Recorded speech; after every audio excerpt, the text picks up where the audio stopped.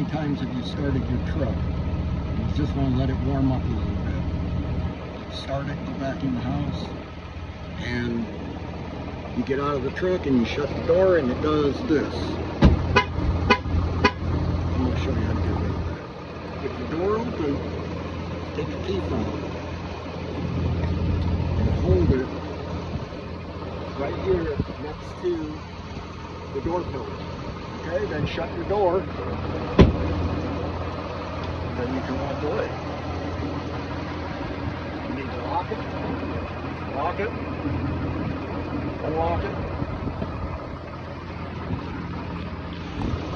Again, just hold it right there.